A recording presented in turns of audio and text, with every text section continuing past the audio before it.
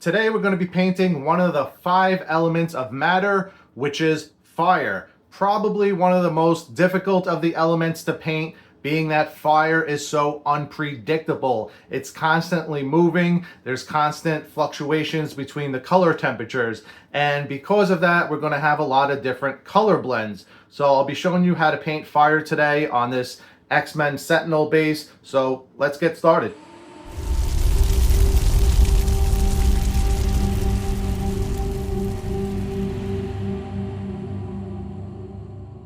Hey, welcome back to the channel, All Things Art, Eric here, and in today's project I wanted to go over painting fire, specifically these flames right here. We have these massive flames on the side of this broken down Sentinel base. This comes off of the X-Men Beast, sculpted by the Wicked team.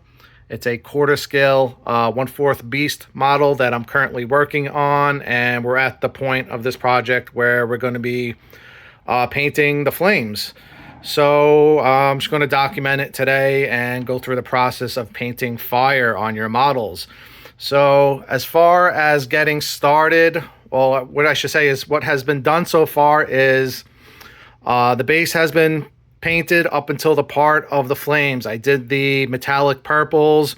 I went around and did the sub base with some aluminum, but basically everything was just somewhat base coated for the time being, although I did go in and work on the purples a little bit more, and everything has been clear coated, because the issue with painting these flames, as cool as they are, and it's going to be a lot of fun to paint them today, they're kind of in the way of everything else. They kind of engulf throughout all of the metallic pieces, so it's going to be a little bit tricky getting in some of the areas. Not so much on this side.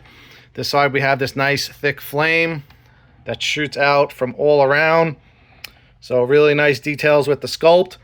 And then we have this one shooting off on the side here as well, but it's a little bit more trickier to get into because of this tight little crevice right here. So what I had done so far is I painted the purple, metallic area.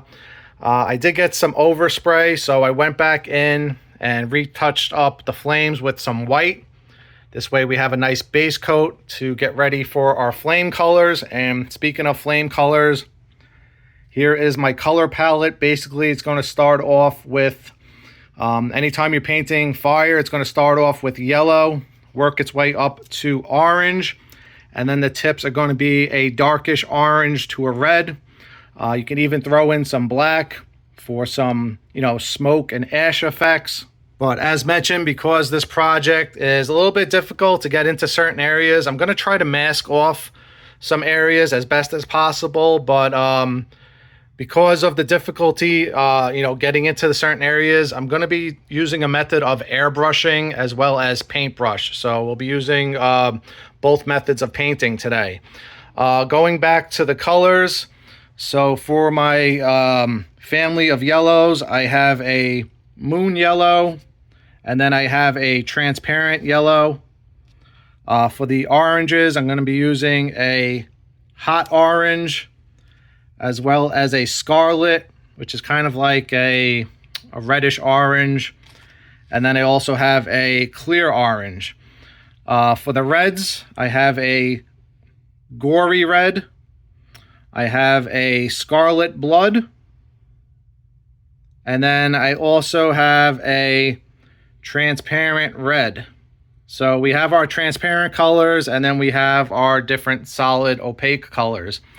I'm also going to be using a clear base transparent by Vallejo for any of the paint brushing to the areas where I can't do the airbrushing and get smooth blends. I'll be mixing it in with the transparent base. This way we get some smooth glazes in certain areas, kind of replicate the airbrush effect on certain spots. So like as mentioned, I had some purple overspray. When you're painting flames, you want to start with a nice white base coat. So I went in with my Stynol Res white primer and just went back around and started cleaning up all the areas a little bit, getting them back to a nice solid white base color. And then the next step is going to be, I'm going to try to mask off some areas as best as I can.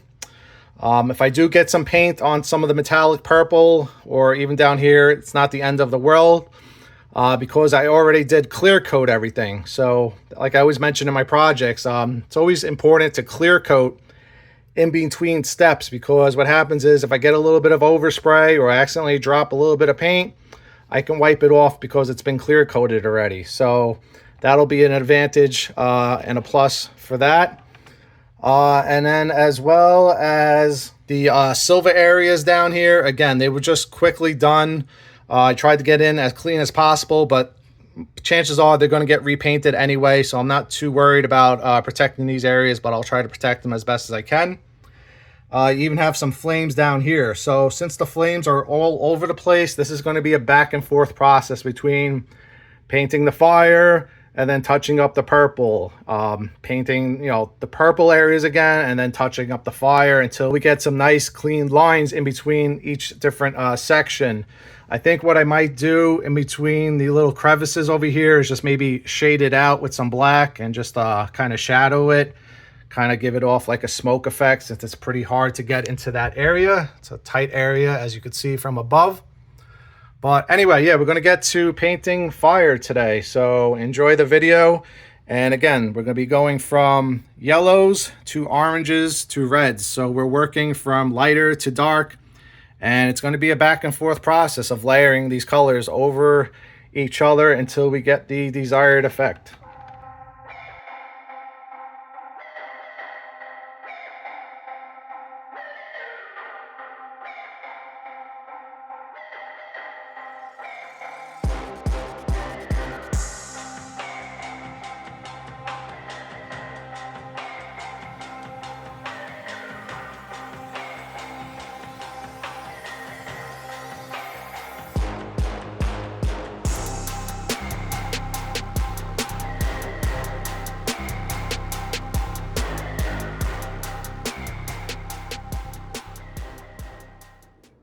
All right, so I have the Sentinel areas, the purple areas masked off. This way we don't get too much overspray once we start painting the flames, which we're ready to begin now. So when painting flames, there's two ways to go about doing so. But basically your two main colors are going to be yellow and orange.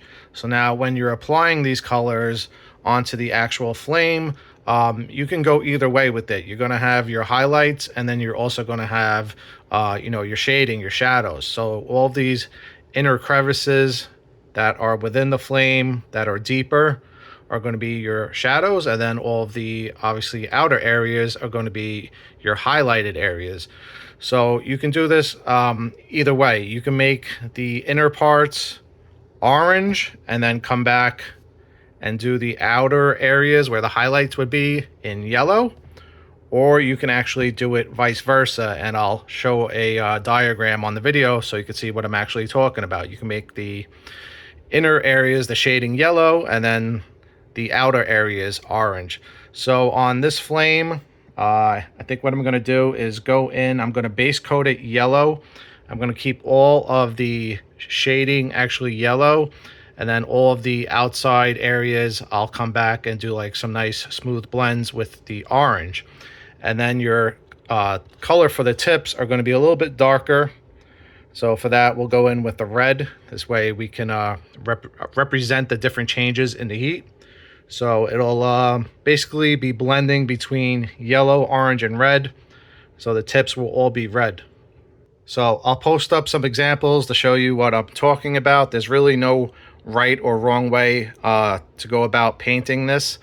You could choose whichever ways you want to invert the colors. If you want to do the inside orange and the outside yellow, or vice versa, that's going to be up to you. They both give a really cool effect. You just want to make sure you have some nice blends between the 2 or 3 colors, however many colors you're going to be using on your project.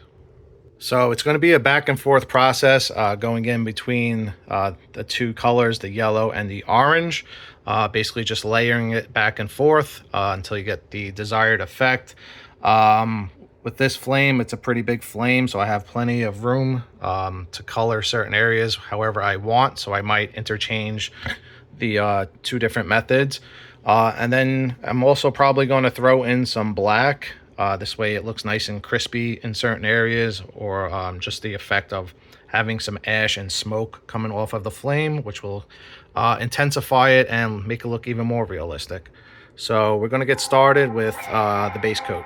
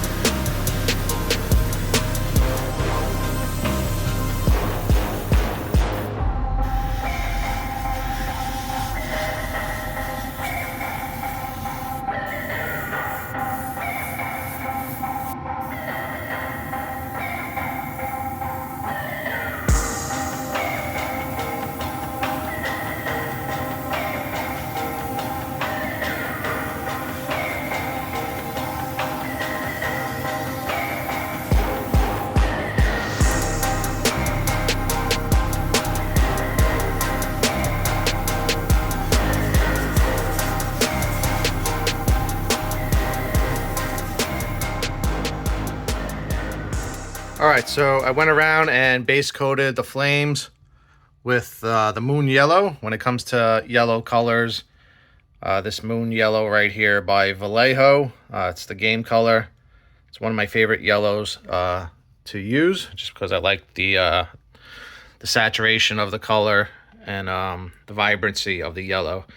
So when it comes to yellows in general, when you're mixing them up, I tend to not thin down the yellow paint as much, because if you thin yellow too much, it'll go on way more watery than other colors, being it's such a light color. So I tend to spray my yellows very heavy out of the airbrush gun. This way they go on a little bit thicker.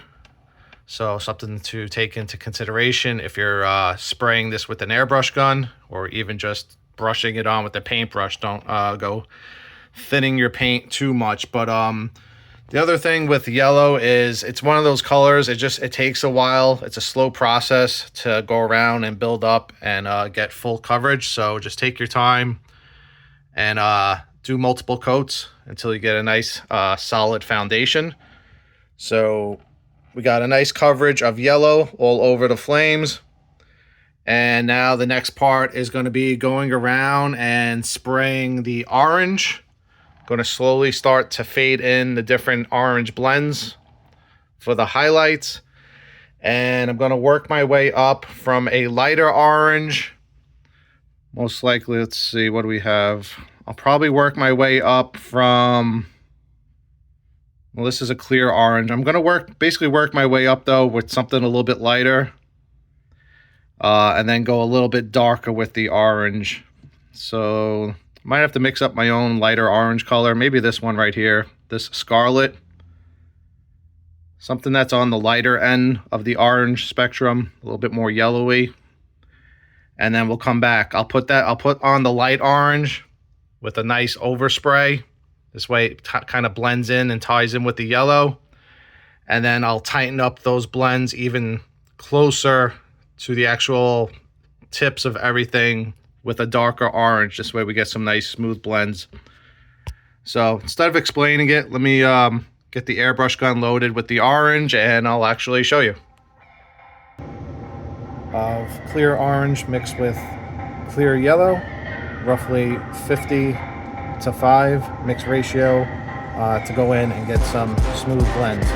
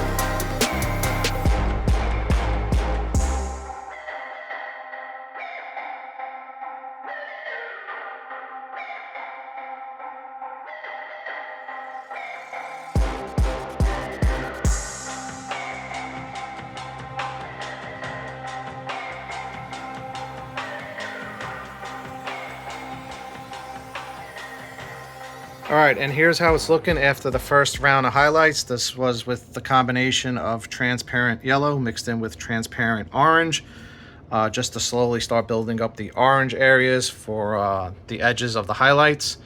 Up next, I'm just going to go in with the orange by itself and start to darken up the orange areas just a little bit more, mostly around the tips of everything. So here's a look at that side.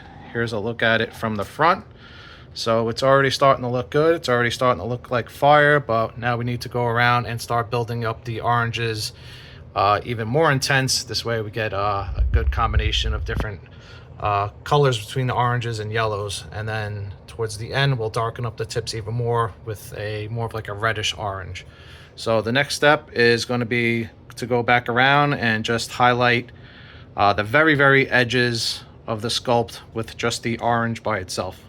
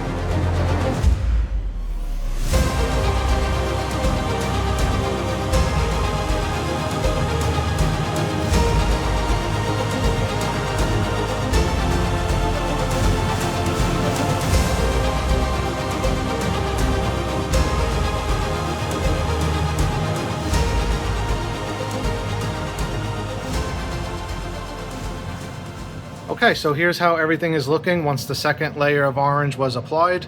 It's starting to all come together. The next step from here is going to be to just darken up the tips with a more of like a reddish color, just to make them look a little bit more burnt. But for the most part, the fire effect is done. I just need to go around and do a little bit more fine detailing, but so far everything is looking great. So I'm going to get to applying the darker color to the tips. I'm most likely going to use either the hot orange, or I might just go in with the transparent red. Most likely the transparent red. The transparent colors seem to be working the best doing these thin overlays. So here's how it's looking. Once again, after the second layer of the darker orange, we started off with a first coat of a light orange just to capture all the highlights, and then went back in with a little bit more of a darker orange around the tips and more around the thinner areas of the sculpt. And yeah, starting to look like fire. So now we're going to go in and just darken up those tips just a little bit more, just on the tips of each flame. For example, these little areas here, all the little tips are going to get darkened up, and that's it. So that'll be the next step.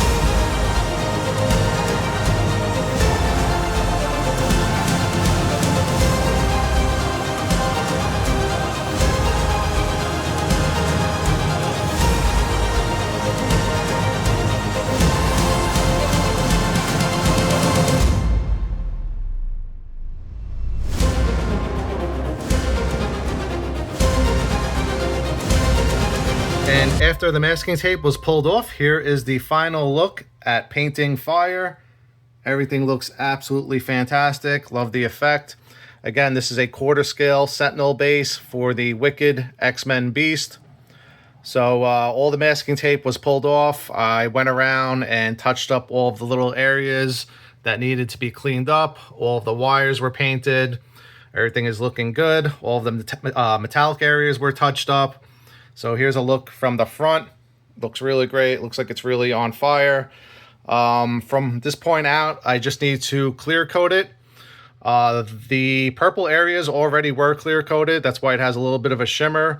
But the fire itself will get a flat coat just to protect the paint and bring in all the colors. Here's a look at the other side. Speaking of clear coats, I'll be doing an entire video on how to clear coat your models, why you should clear coat your models, and when to clear coat your models. It's very important when you're painting.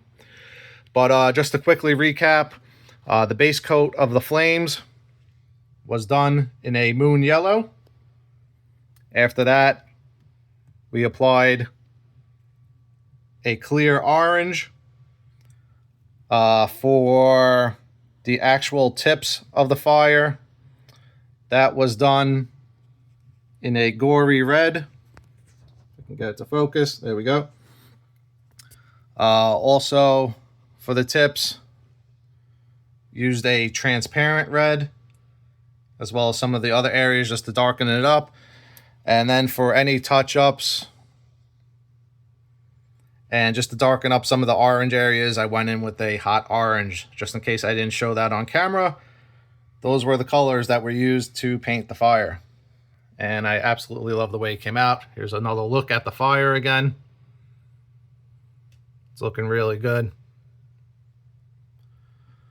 So let me give you another look at the back of it one more time. Here it is from the side. And I'll have better photos and the completed project probably within the next few weeks. I'll have Beast on top of the base.